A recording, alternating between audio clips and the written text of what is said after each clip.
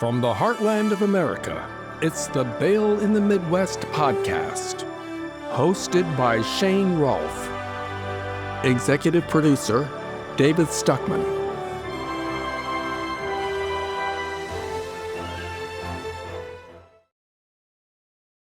Hello and welcome to the Bail in the Midwest podcast, where we explore a variety of topics related to bail, pretrial release, and the criminal justice system in the Midwest. My name is Shane Rolf. I'm the Executive Vice President of the Kansas Bail Agents Association, and I've worked in this field for the past 39 years. Now, when I was much younger, there was this little-known singer, Madonna Louise Ciccone. Miss Ciccone was a genius at self-promotion by pushing the boundaries of so-called acceptable or polite behavior. She engaged in all kinds of shocking behavior to promote herself and sort of remain relevant, much of which is pretty tame by today's standards. We've moved the bar. And, honestly, a lot of it's pretty mainstream. She was the original one-name star. And of course, I'm talking about Madonna. And the model she created has been used countless times since then. Say something outrageous by society's normal standards and ride the firestorm of controversy to new heights, provided you don't get sued. One could argue that this is the current model for all of our social media engagement. The algorithms for Facebook, Twitter, and especially TikTok are geared to get you riled up and then engage and kind of move the needle. I think they were described that as the Overton window. The problem with this model is that it is consistently moving target. What is outrageous today is just passé tomorrow. And one has to continually move more and more to the extreme in order to be heard. Marco Rubio once complained that the best press coverage he received during his presidential campaign was when he insinuated that his opponent, Donald Trump, might not be very well endowed, since, quote, you know what they say about men with small hands. It was utterly ridiculous fare for a presidential campaign, but the news media dialed that up to 11 and couldn't have cared less about Rubio's policy positions. And you may notice that your favorite podcasters or social media influencers become increasingly virulent. A former health podcaster I watched who was advocating for calcium heart scans is now all about the conspiracies around COVID vaccines. A LawTube podcaster who started out defining legal terms and commenting on cases in the news, and sort of from a mainstream perspective, is now defending Alex Jones and InfoWars and hatching out a new conspiracy theory seemingly every week. All of this to stay relevant and feed the most vocal parts of their audience. So, as a sort of a podcaster myself, it appears the way to increase your reach is to say inflammatory things and then reap the rewards. So, in order to bring the Bail in Midwest podcast into the modern world, let me engage in some inflammation. Bail reformers are killers. Cashless bail is murder. So I can see the subscriber count going up already. And this might be a good time to do the YouTube thing and invite everybody to like and subscribe and all that. But all kidding aside, we are increasingly seeing that there have been a number of killings in the news recently that were committed by people who've been arrested for other charges, given a cashless bail release, and then go on to actually commit murder or other violent crimes. And we've talked to multiple people on the podcast in jurisdictions where this has been the case. But one case recently that made national news is the murder of Iryna Zarutska in Charlotte, North Carolina, a city which I guess can rightfully be described as under siege from the bail reformers. Miss Zarutska was a refugee from the Ukraine war and was living and working in Charlotte. She was simply riding the city train home from work when she was stabbed to death by a complete stranger, a crazy person who'd been released from custody on a cashless bail, despite being a career violent criminal with a history of failure to appear and with obvious mental illness, and who was homeless to boot. The court didn't even require a mental health evaluation before returning him to the streets. And of course, we likely only know this because the actual murder was captured live and in brutal Technicolor on the Transit Authority's security cameras. And we all got to witness what can only be described as a snuff film. But who knows how many similar incidents have occurred that were not caught on camera and so didn't make the news. Fortunately, or unfortunately, but fortunately for potential future victims, this was caught on camera. And because it was, change is beginning to occur. My guest today can help us understand some of these changes. Michael Woody is a longtime bail bondsman in North Carolina. He is the owner of 828 Bail Bonds. He is the North Carolina chairman of the National Association of Bail Agents, and he serves on the board of directors of the North Carolina Bail Agents Association. And he recently testified before the Judiciary Committee of the United States House of Representatives on this very topic. And hopefully can enlighten us as much as he enlightened Congress, maybe more. Michael, welcome to the podcast. Thank you. Pleasure to be here, Shane. Well, thank you. I thank you for taking time for your vacation to take the time out and talk to us. I appreciate that. But give us a little bit of your background. I know I hit the bail association stuff, but how did you get into what I all loosely refer to as bail world? So I grew up in North Carolina, went to college in North Carolina, worked in different places. I was in law enforcement for 22 years. I left law enforcement in 2008, decided it was time to start a new career. Instead of retirement, so I went into the bail agents. I've been in the bail business since 2009. I've owned several different companies, owned several bail agencies now, and enjoy what I do. Love helping the people. I just love what I do. Bail's a good tool. So what did you do when you're in law enforcement?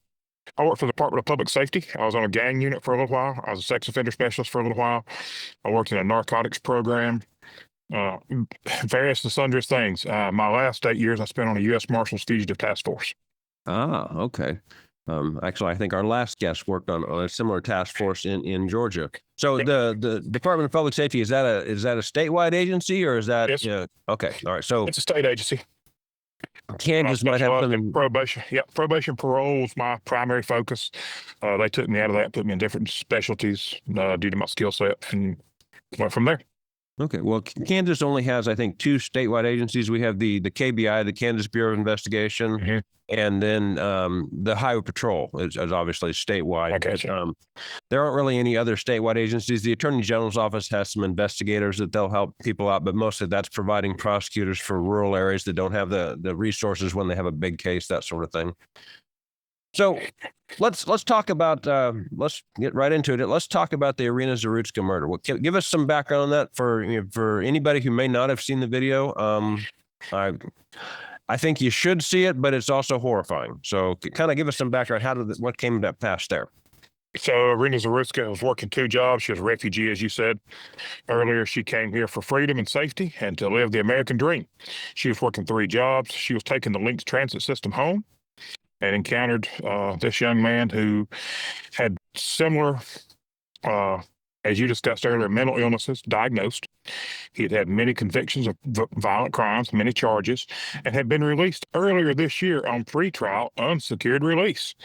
Unsecured release means nobody's accountable for him. Nobody has skin in the game. He just goes to jail and goes home. He was homeless, goes to wherever he's calling home. This killing, if you haven't seen the video, is very disturbing. You literally watch the gentleman pull the pocket knife from his pocket, unfold it, and begin to stab this young lady. Brutal, heartfelt, no heart at all. Just brutal. No other way to describe it.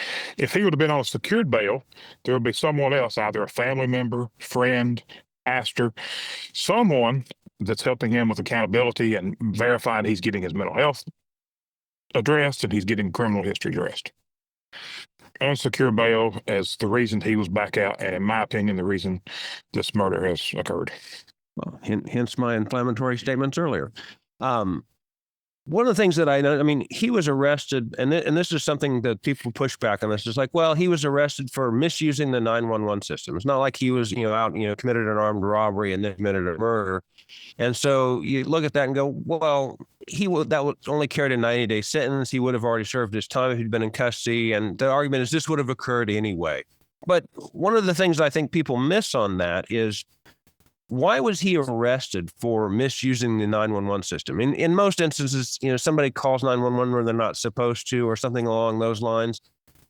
at the very least, you're going to get a ticket. The officer's going to write you a summons, say, hey, you shouldn't have made this call. Here's a ticket, go to court. They're not going to arrest people. So in my mind, thinking about it is the only reason I can think of that these officers actually arrested this guy and placed him into custody to get him in front of a judge is because he was acting irrationally, because he was demonstrating clear mental health issues.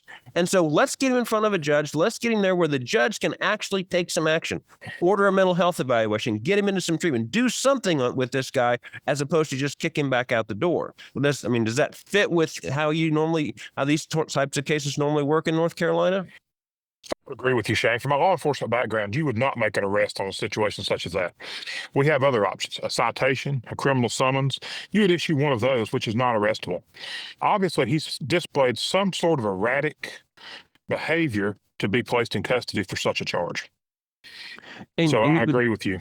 You would think the judge would recognize that too. Why is this case here in front of me? Rather than just go, oh, he's here, let's just get him out of here. It's like that should be the first red flag the court sees is, why is this guy in custody here? If I had to guess, I would guess somewhere in that arrest report, there's probably some language saying, hey, we think there's some mental health problems here. Whether that made it to the judge or whether the judge didn't care is anybody's guess. Well, I spoke with a crime and punishment investigator from WSOC, which is Charlotte's News number 9, last night. And he asked me my professional opinion on the matter. I said, well, it falls in the lap of the magistrate and the judges. The judges saw him. North Carolina has Pretrial Integrity Act. If you have a criminal charge pending and get arrested for another charge, you can't have a bond set by a magistrate. You are ordered to go before a district court judge. So they took that little step out of the game. North Carolina's bail system's broke. It's on the mend. Iryna's law, House Bill 307, that the North Carolina Bail Agents Association has pushed so hard with their legislator, our lobbyists, everybody else, that has got the system on the mend. But yes, this case was overlooked by a judge or a magistrate at some point. Well, it doesn't seem likely that this was the only case that was overlooked or missed. No. There was 2 other examples that Hunter, the reporter, used last night. One gentleman was out on a $500,000 bond released from Mecklenburg County. 90 days later, arrested in Maryland for a murder. Unsecured or secured? Unsecured. $500,000 unsecured bond. So they just let him go functionally. Yes, sir. Okay. Yes, sir. That makes sense. Well, no. How do you? It makes sense in the sense that the courts are trying to mislead the public. Why else do you have a $500,000 unsecured bond? Other than you're saying exactly right. We've let this guy go on this large bond. It's meaningless. They're hearing the $500,000. That's all they're hearing. They're not hearing secured, unsecured. They're not hearing anything but $500,000. That's a shocking number to the public. It's a shocking number to anybody. So they're assuming at that point in time someone has skin in the game. The public is being misled by the authorities in these counties that are doing this. So in the language of North Carolina statute, and I think I got a copy of that here. Basically, it's section number 2, which is release the defendant upon his execution of an unsecured appearance bond in amount specified judicial official. And so prior to Iryna's law, the court were required to release somebody that way unless they made a specific finding that wasn't appropriate. So, the default position was let people go unless we see an issue, as opposed to the default position being, well, if we see that you're, not a problem, then we'll let you go. It just seems like a difference in emphasis. Correct. That's correct. The roles are reversed there. You should have to show some sort of mitigating factor to get let go versus an aggravating factor to get let go. That's or aggravating factor to get held. Right. So the emphasis is definitely wrong there. So in the testimony that you gave, there were 3 other people that were there as well. One who made the news quite a bit just because he was very animated and rightfully so. He'd lost his daughter, but the victim's name was Logan Federico, and her father was advocating for something called Logan's Law. It doesn't appear to be a pretrial release issue. Whether it looked like it was a symptom of leniency throughout the criminal justice system, indicated that the person who'd killed her had, upwards of 29, 30 prior convictions, but had only served a total time of maybe a year and a half in custody. 600 days. 600 days. Okay. That's correct. Logan Federico was a young lady who was in South Carolina. She was down visiting some friends, and she was executed, literally executed, for her debit card. The gentleman that was charged with the execution had 29 prior arrests, and I think 16 of those had been felonies. And he had served a total of 611 days in custody. To make bad matters worse than that, one of the representatives did not recognize Mr. Federico's daughter. Her picture was sitting in front of him and called her another name of another victim. Right. That started the congressional hearing out on a very rough foot.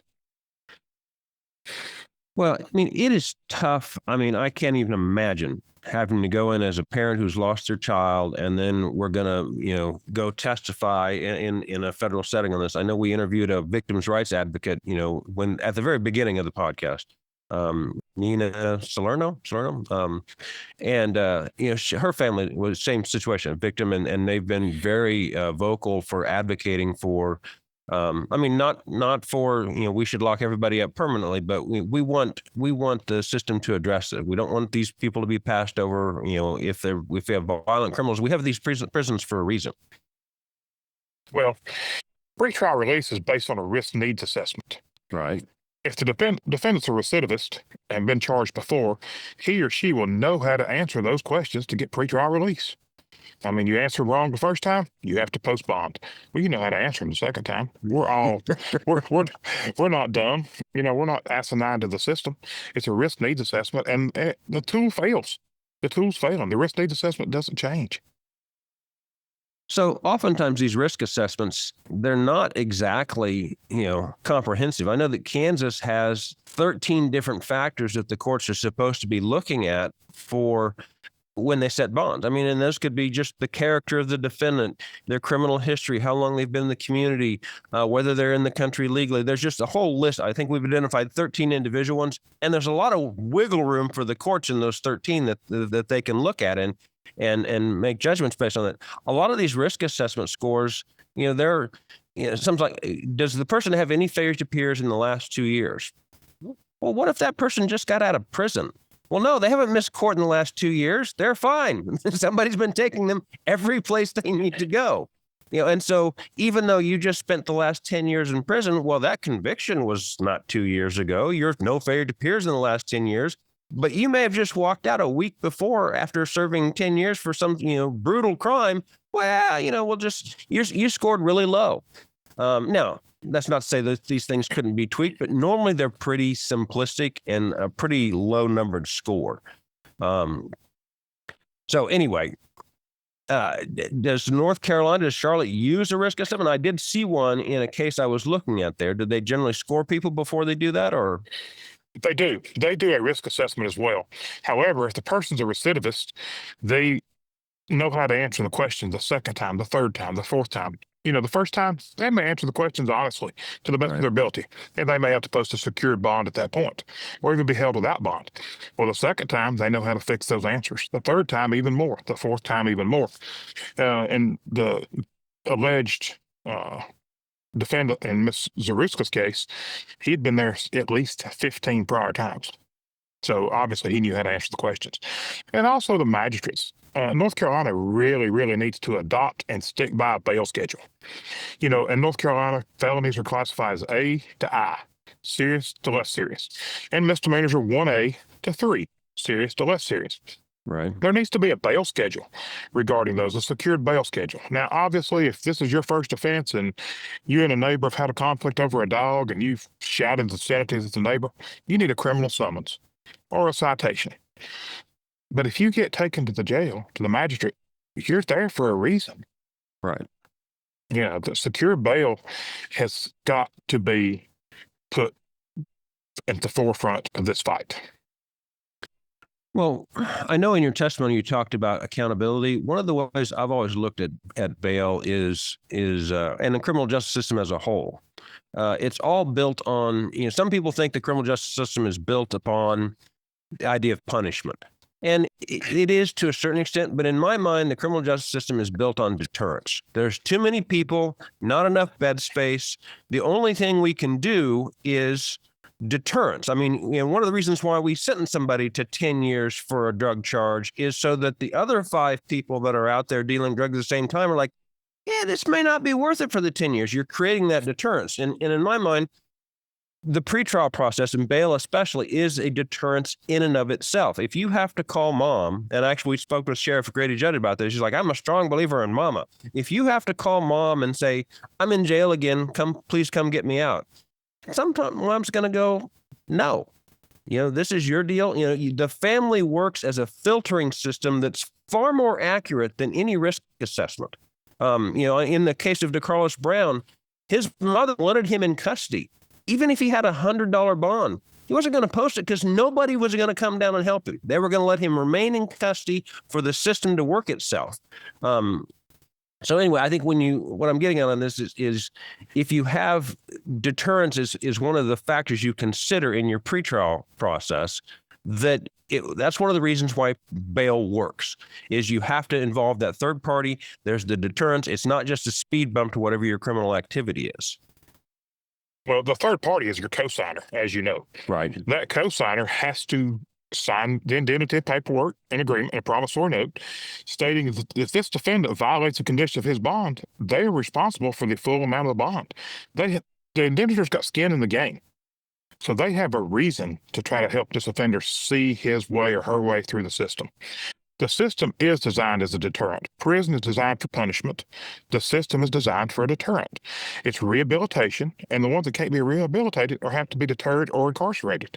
Unfortunately, the system in North Carolina is broken, and they're not using it for any of this. They're literally using that when they have to incarcerate somebody because that's where the sentencing guidelines falls. That's the only reason people are going to prison in North Carolina. In the early 2000s, there was a program called the Focused Deterrent Model. It was a program in a little town called High Point, North Carolina. The police chief, the Federal Bureau of Investigation, the U.S. Prosecutor's Office, and the State Prosecutor's Office would get together, and they would target the leaders of gang activity and the leaders of the drug world. And they would bring them all in a room. No issues, immunity. You're coming here to hear me. They would come in, these guys would stand up and say, listen, you stop what you're doing, or we're going to start sentencing you to life sentences. That cleaned up Greensboro and High Point, called the Focused Deterrent Model. It was a big tool that we used in North Carolina. Well, that seems like it would be hard to implement on you look at all these statutes and cases and everything, and they're all slightly different. It's just the same general idea, but there's some tweaks here and there to it. So I'm sure it could be implemented, more nationwide, but then it becomes, what are your civil rights concerns? Anyway, let's talk about your testimony before Congress. Okay. I've testified before the Kansas legislature many times. I'm up there at least once or twice a year on something. But that testimony is a little different. I mean, typically we're going up there and we're either arguing for a bill we're trying to get passed, or we're arguing against a bill that we think there's a problem, or we're neutral on the bill, but we're pointing out concerns we have, or what are the possible unintended consequences of legislation that the people who introduced didn't really think of. But it seems to me that testimony on the federal level is a little bit different. It's not like, oh, here's this bill, this is the reason this works, and this is why you should pass it. The panel discussion, and then all the legislatures get to go through and do their grandstanding, and then ask you a question after their grandstanding. What was that like, sitting up there with those people? To me, it was very fulfilling. I got to tell those people what they needed to know. Uncandid, 100% what they needed to know. I did answer some of the questions not the way they wanted them answered. I answered them honestly. As far as the opportunity, the National Association of Bail Agents promoted me up there, and I got up there and I did the very best I could. I had a very good opening statement, had a very good testimony prepared. The questions that were asked were very valid and very formal and informative. And I feel certain that some of the reason that the governor signed this bill was based on my testimony, along with that of Mr. Federico's, the grandmother, and the police officer that lost a leg. Well, one of the things that's always really kind of bothered me about federal testimony is when I go and testify at the Kansas legislature, even if I have somebody from what we might view as the other side, in this case, the Democratic Party tends to be anti-bail at the moment. That's not to say that won't flip around a little bit more. We actually got some stuff passed this year that our governor signed and had a bill signing ceremony on, and she's a Democrat. So Same here. But what we see, even though they might be Democrats or something that, and they might be anti-bail, the questions they ask are more focused. Well, what is this particular piece of language going to do? How can, what's the problem? I mean, it's much more, I guess, clinical or technical than at the federal level. And so so I watched the testimony, the entire hearing that you testified at. And so then you had people that were very much like, well, the crime numbers are going down. So you had some legislators that were there that, had their party line talking points, and they were going to go through those, and they would spend their 5 minutes and talk for 4.5 minutes of those, and then go, what do you think of that? And then I'm reclaiming my time because you took more than 30 seconds to answer the question. It didn't seem like we were actually getting to anything from some of those. And then the legislators wanted to bicker back and forth. How dare you, question the statistics on this? The one person that really kind of got brought up, and this might be a good segue, was there was a crime analyst named Jeff Asher who testified, and he's with the Council on Criminal Justice, and he was, I guess, a former CIA analyst and now works for this think tank and was trying to argue that the statistics show that crime is actually going down. So apparently if we let all the criminals out of jail, crime goes down. That didn't really explain why that would be the case, but that was the argument. However, so look at that, and I don't think that the people on the panel gave him a whole lot of credence. But then I took it upon myself to go look at the Council on Criminal Justice and who funds that. So a lot of these studies that we see, these anti-bail studies we see, you go look and say, well, who's paying for it? And if you look and see who's paying for it, oftentimes you'll see what the result turns out to be. Now, as bail bondsmen, we don't necessarily have the money to fund these sorts of studies. So you're looking at these things. So the Council on Criminal Justice, a lot of these funders were all the same cast of characters. The Arnold Foundation, Arnold Ventures, Open Philanthropy, which is the founder of the National Bail Fund. It coordinates all these charitable bail funds around the country. Several board members on that group were formerly with the Vera Institute, which is virulently anti-bail. And of course, a big funder in there was the MacArthur Foundation. And I think you brought up in your testimony the MacArthur Foundation and a certain amount of money that they were pouring into Charlotte. So can you tell us a little bit about that? First of all, let me piggyback on what you just said. Mr. Asher started his testimony by saying the numbers are flawed. No. I don't think anyone heard that. The first words out of his mouth was, these stats are flawed. Okay, I'll go on to the MacArthur Foundation now. Okay. The MacArthur Foundation is the big funding program for the pretrial release in Mecklenburg County. They've dumped millions and millions of dollars in there to hire pretrial release workers, directors, supervisors, and just... I'm trying to be the politically correct. And they're just the funds behind the funds, basically. Right. There's no other way to say it. They're just there throwing money at a broken system and throwing money to continue to break the system that's already broken. Well, it seemed, I think your numbers were something like $3 million. I know that in total, when you added it all up, it was like $5 million. Is that an annual total they're pouring into that? Or that's thus far in 2 years. Okay. So $2.5 million a year. So that's a lot of taxpayer funds as well. You could hire a lot of deputy sheriffs for that and let them run your pretrial release program. Well, you could hire a lot of deputy sheriffs and just put them on the street, and you wouldn't need a pretrial release program because you're not going to have as much crime. Right. For whatever anybody wants to say about Bill Clinton, there was, where one of his big pushes was put an extra 100,000 officers on the street. And, and you can actually look at the curve, the violent crime curve and reporting curve, and you can see that after that, along with other changes that occurred as well. One of the arguments we make along that is there was a change in bail at that time. Secured bail became a more dominant form of release during that time, and we saw a turning down of violent crime. But at the same time, you also had a big influx of officers put on the street. And so I don't know. It just seems to me like if you're going to donate, a couple $1 million a year into a program, maybe it shouldn't be the program to let everybody out of jail that's committing crimes. Let's prevent crime. Let's don't maintain crime. Use the $2 million to prevent crime. Bail, non-bail, pretrial release, criminal justice, that shouldn't be a partisan issue. Unfortunately, it has been for many, many years. It's not a blue issue. It's not a red issue. Maybe it should, it's a purple issue. Everybody combined, it's an issue. The powers that be do not see that. We need to come together.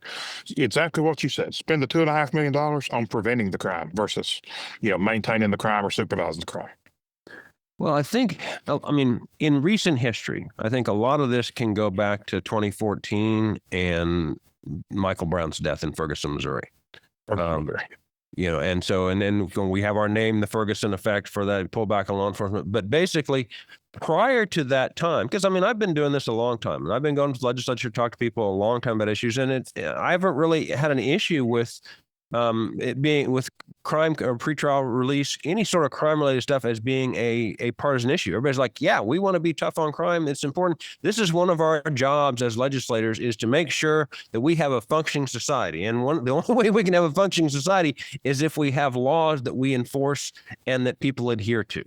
But following Ferguson, it really became fractured, I think, that it became an issue. And maybe that was because one party saw that there was a lot of energy on the other side. And so, one of the things I look at from the Republican Party in Kansas is abortion politics drives the Republican Party a lot. Now, it wasn't that way maybe 30 years ago, but when that became an issue, there was lots of energy on that side. And so the Republicans have really latched onto that. And so you have a lot of energy from that side. Now, I think on the other side, the Democrats have gotten a lot of energy, lots of vocal people that are willing to go out and vote and work for them, but have this anti-law enforcement bent. And so it shifts the party to that side of the issue, which then becomes a partisan issue. But you're also talking about tearing down society.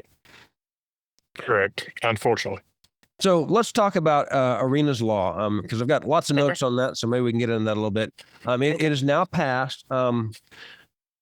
Let's kind of walk through what was the situation before, because I know I read off some of these conditions that if we're looking at what the court you get arrested, what's the court supposed to do? And there were like 5 different things. There was release the person on a written promise to appear, which strikes me as what? Is that basically like a traffic ticket, or a summons of some sort? That's a traffic ticket or summons. Okay. And then you had release the defendant on execution of unsecured bond, and that's what we would call a signature bond or an owner cognizance bond or PR bonds. Yeah, personal bond, something like that, was where you promised that if I don't show up, and I'll pay this amount of money that never gets collected. Exactly.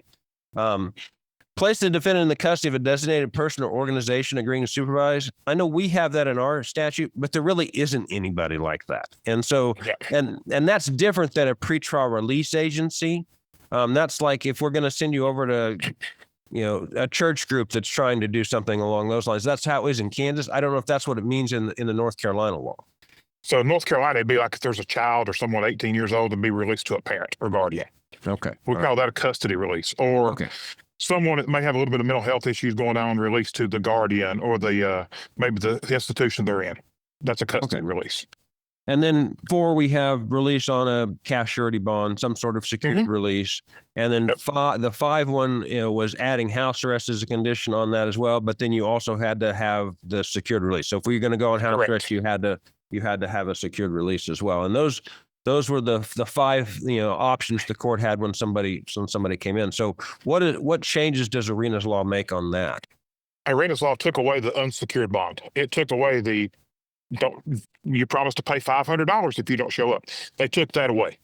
So that's gone. It's gone.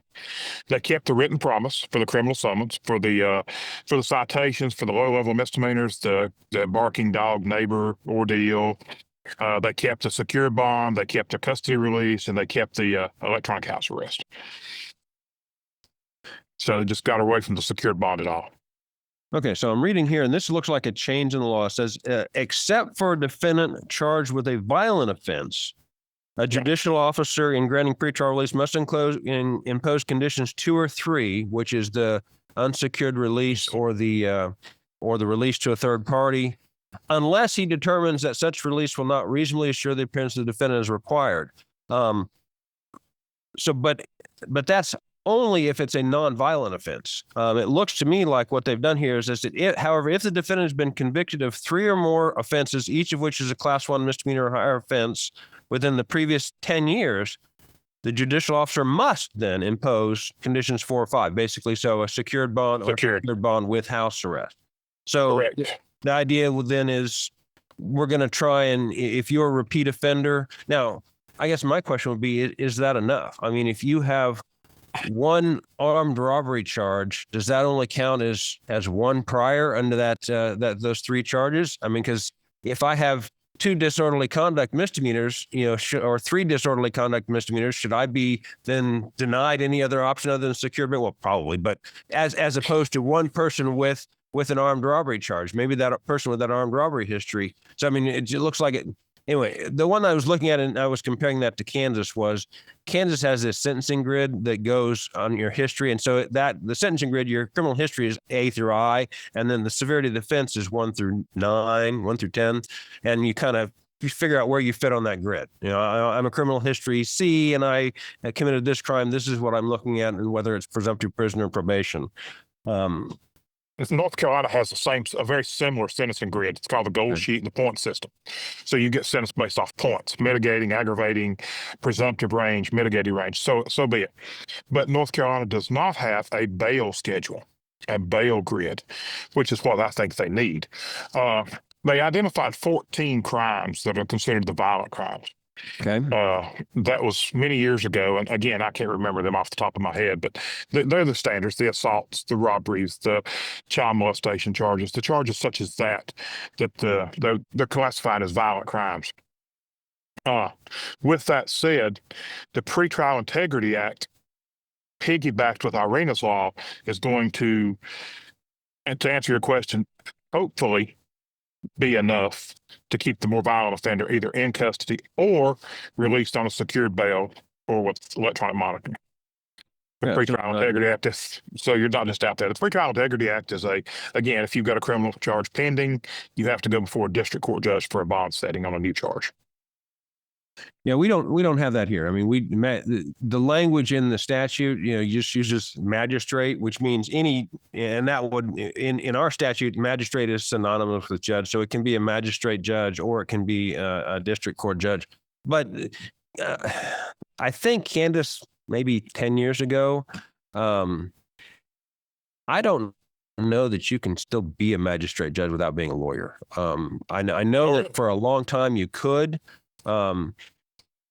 But I think they were making some changes to that because they were getting a lot of pushback on those sorts of things. That, wait a second, this guy's not even a trained lawyer. Why is he sitting here making decisions on evidence rules and everything else that we do? I mean, but part of the problem is also Kansas is becoming a more and more rural state. Basically, obviously, it's an agricultural state with a couple, 3 large cities or larger cities. They probably don't compare large for East Coast cities, but they're larger cities. But a lot of the state is being pulled into those cities. The county that my family actually grew up in, used to have, I think, 6 high schools, and I think the entire county is down to 2.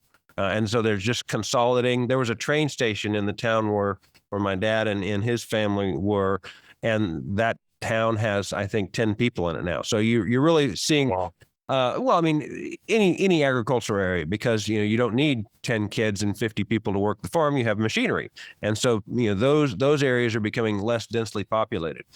And so, but what you lose in that is you lose lawyers. And so if you have someplace where you need a judge, well, we don't have a lawyer who's willing to put part of his practice on hold for a period of time to be the municipal court judge or the magistrate judge at the district court level. Anyway, I'm getting off track on that. But so essentially you have a situation in North Carolina where the magistrates can set judges, but there are certain charges that the magistrate cannot set bonds on.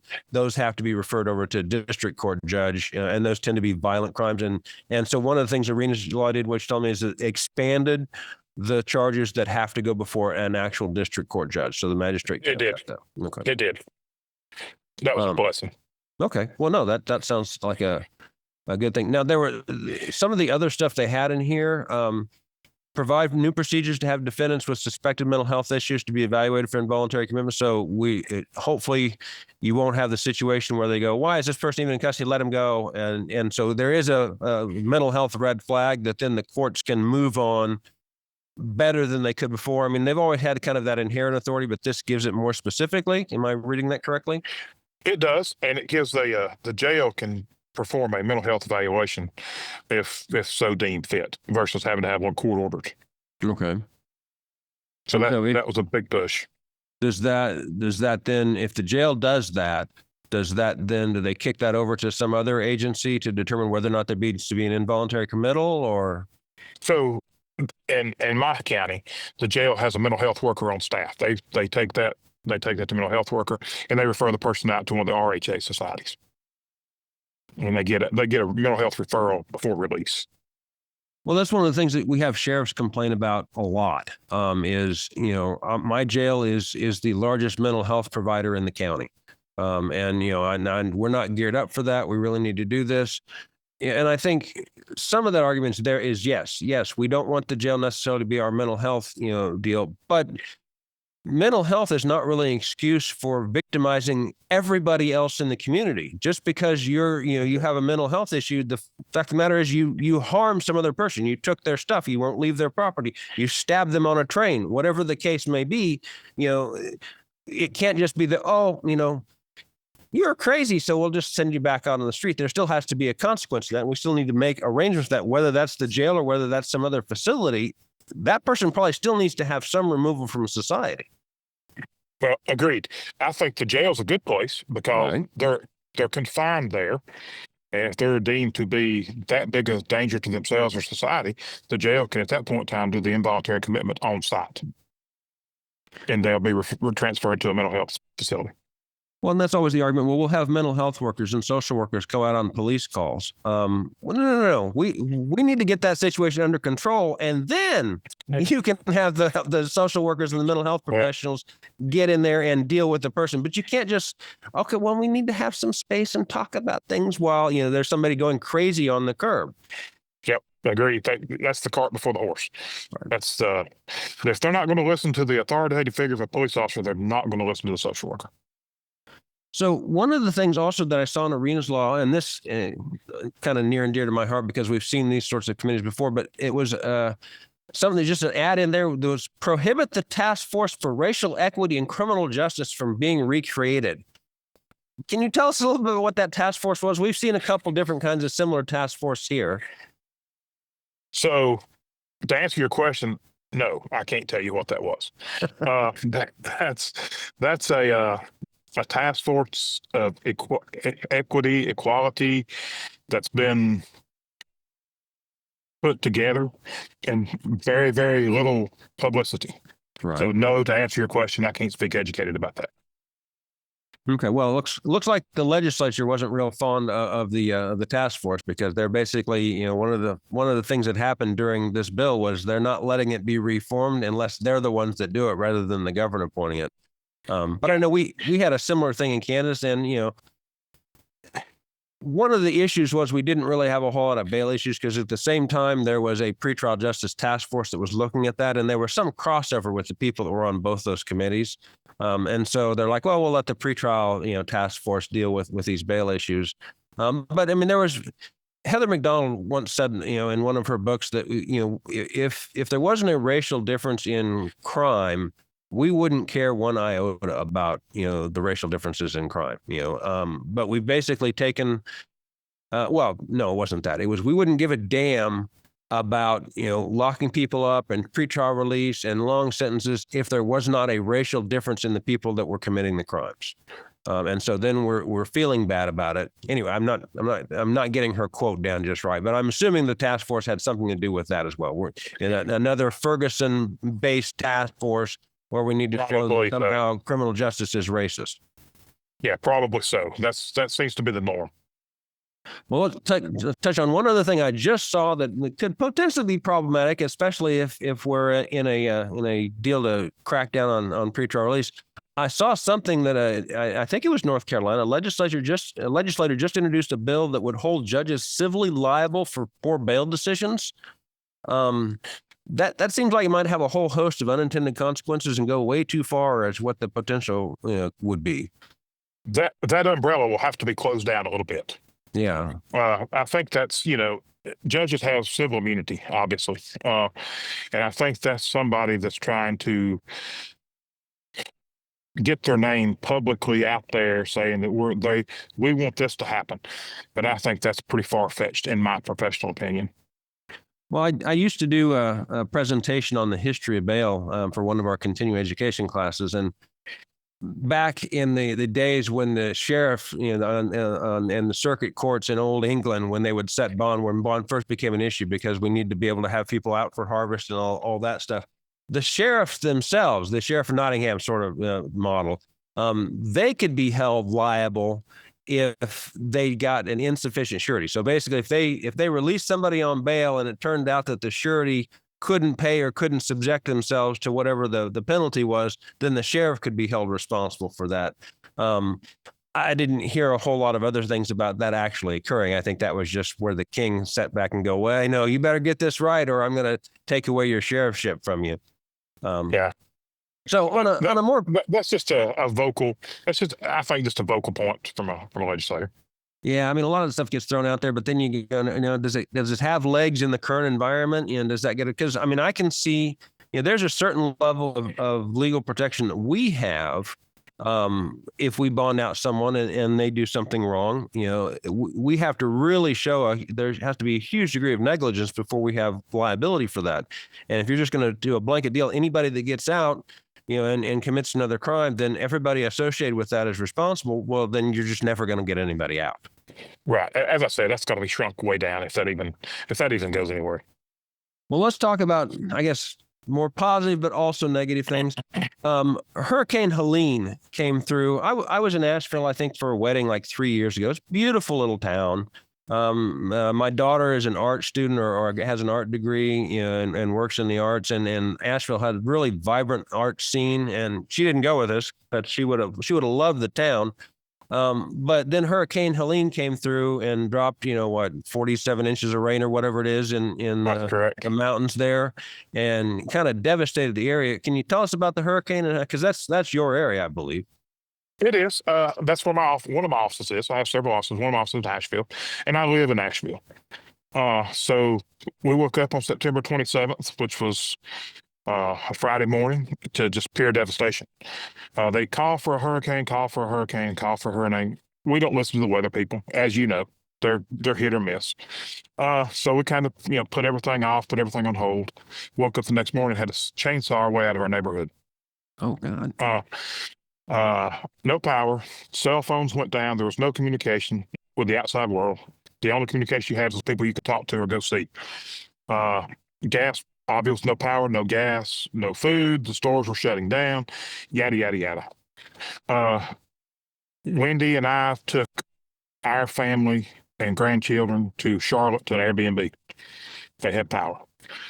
I took my truck and a trailer. We brought food back. We left every morning at 3:30. We went to the Harris Teeter and bought every bottle of water they had, all the bread, all the peanut butter, all the dry goods they had. We brought them back and we distributed them. I own another couple of businesses in Asheville. We shut everything down. We turned it into a storage facility for supplies. We did this for 9 days, back and forth, back and forth. I went out, I bought 2 pallets of generators. I found a guy that had 2 pallets of generators in a warehouse. I bought 2 pallets of generators, distributed them to the community. Took one to our house. So we had power, we had water, we had gas, hot water. We were on a well. We had most of the things we needed. So I brought my family back home. We all stayed at my house. For 6 weeks, we went out and did nothing. We shut our business down, did nothing but go out and help the community and try to get everybody back where everybody was going to survive. We moved, some of my staff had large trucks. We moved campers, we moved tiny homes.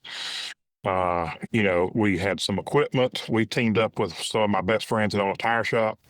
He was an ex-railroad worker. They brought food, supplies, water in from all over the United States. I reached out to Michelle Esquenazi at the National Association of Bail Agents. She sent in tractor and trailer loads of stuff. She drop shipped Amazon stuff. Tire distributors from the tire shop. I own a golf cart dealership. Golf cart vendors. They sent all kinds of things into us, so we distributed to the community. Our community came together.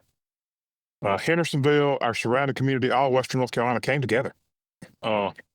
The North Carolina Bail Agents Association had guys on the coast who were on the board. They would use ham radios. Mark Beaver's a pilot. He had a couple of airplanes. He was airdropping stuff into places that were very remote. It was just amazing. The community came together. We orchestrated a lot of it. We gave out supplies till just recently got rid of all the supplies. Baby formula, diapers, insulin. Insulin was a big thing. People were without their insulin.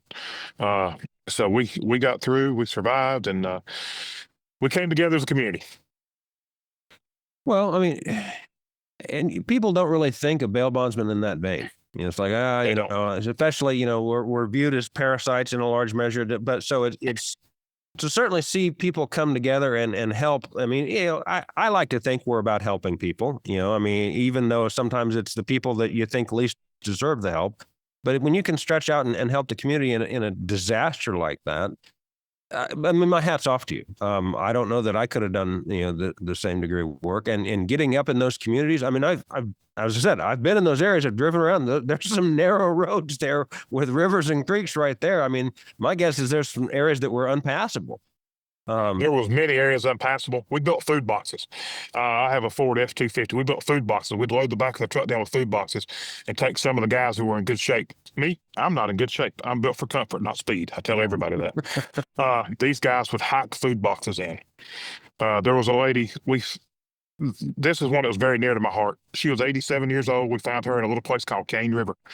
And we said, "Do you need anything?" She said, "I need a little bit of food, but I need somebody to go find my daughter." Her daughter was 70 years old. She was in a little town called Pine Swamp. So I said, perfect. We gathered up. We filled up the truck. We got some food boxes. And we headed to Pine Swamp. Myself, my wife, my best friend and his wife, and another guy. And we went to Pine Swamp.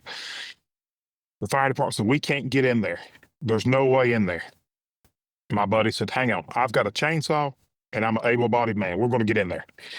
We got into Pine Swamp to her daughter, and took 2 food boxes to her daughter. So that was one of the most probably the most rewarding thing we did, because the fire department had not even made it in there yet. Well, Pine Swamp does sound kind of small. It was very small. It was very remote on a good day. Yeah, it's remote on a good day, but nonetheless, a very impoverished community to begin with. And they were very happy to see us. Well, good. It's, you hate to see this sort of thing. I mean, I know it was awful. And, I saw some pictures of that art district in Nashville. It looked like a lot of that got wiped out as well. All of it. But to see people come together and focus on what's important, which, I mean, are the people and everything else first, make sure, you can, help them, get them food, help them survive in the meantime. And then everything else can get fixed from there. But, to have somebody like yourself and your company come out and provide those sorts of services and that sort of assistance, again, thank you very much. It does credit to our industry, but thank you for covering, for helping your community out as well. My pleasure. I grew up in that community. I felt it was my obligation. So what does the future hold, do you think, in North Carolina? I mean, are we going to see more, restrictions on cashless bail? Are we just going to give this a shot? I mean, it'd be NCBAA. Are they going to make a run at a bail schedule, or? I think Jarrett Burr's the lobbyist. He's also the executive director of NCBAA. He's amazing to see him at work. We went to the legislative building last year for a Bail Works campaign and met with all the legislature, shook hands, talked to everybody. I think we have broke the ice. I think it's now time to trudge forward through the iceberg. And I think we're going to do that. The NCBAA, I'm with the national publicity. I spoke with a lot of different people at a lot of different places since the congressional hearing. And I think everybody's in the same consensus. This is a tip of the iceberg of what we need to do and what we can do. And I think now we have the public on board. The governor, Josh Stein, our new governor, he is very anti-bail. He signed Iryna's law. Right. So I think that's a huge step. Again, this is a bipartisan issue. This is a purple matter, not a red or a blue. Right. So we need to everybody needs to remember that in the big scheme of things. But I think we're going to trudge through. I think we just hit the tip of the iceberg. I think North Carolina is fixing to come around with cashless bail, and it's fixing to be abolished here. Well, best of luck to you. I will absolutely be looking at some of the language in your statutes here and see if we can incorporate that here as well. We can all cut and paste from each other and see what works and what doesn't work. So, Mr. Woody, thank you very much for taking the time to talk to us today. I appreciate you taking the time out of your vacation, and enjoy Quebec. And I hope you have a good time up in Canada. And hopefully we'll talk to you here real soon. My pleasure. Thank you. Thank you for all you do. We would like to once again thank our guest, Michael Woody, for taking the time to talk to us today. With his federal testimony, he's highlighting the problems with bail reform and cashless bail in his home state of North Carolina. Elsewhere, we're beginning to see concerted action against cashless bail, both from the president and various state legislators. Unfortunately, these actions only seem to come after particularly gruesome tragedies. The real trick will be to get policymakers to act before the all too predictable violent crime surge, rather than simply react after another body is on the local news. But please join us on the next episode of the Bail in the Midwest podcast, where we'll continue to bring you critical information and conversations with people involved in the criminal justice system. Join us again next time for the Bail in the Midwest podcast, hosted by Shane Rolf and executive produced by David Stuckman.